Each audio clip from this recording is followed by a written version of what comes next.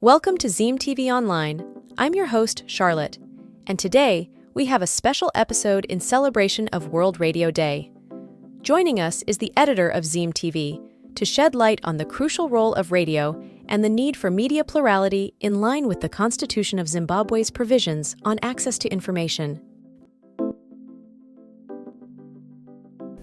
World Radio Day is celebrated on February 13th every year, and it is an opportunity for us to recognize the power of radio in reaching diverse audiences and providing access to information.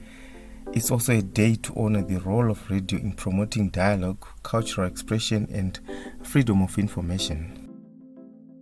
Radio has played a vital role in ensuring access to information, particularly for those in marginalized communities who may not have access to other forms of media.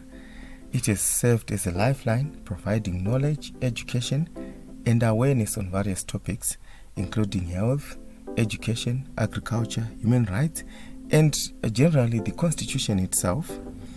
And for those in remote areas or with limited resources, radio has been a powerful tool for communication and empowerment. It is very important to note that at some point radio actually provides a two-way communication platform, because those that have access to basic mobile connectivity can actually give feedback to radio stations, and that allows at some point policymakers to hear and understand what is going on. Over 70% of the population tunes into radio programs regularly, and even those that have access to other forms of media still rely on radio for certain pieces of information. This actually highlights the significant reach and influence that radio has within the country, and that makes it a very crucial channel for disseminating information. So while radio continues to have an impact in Zimbabwe, it's important to promote media diversity by opening up the airwaves to independent players. This will not only enhance plurality, this will not only enhance diversity in programming, but also provide a platform for different voices and perspectives to be heard. It will promote a more inclusive media landscape and ensure a broader range of information and viewpoints are accessible to everyone.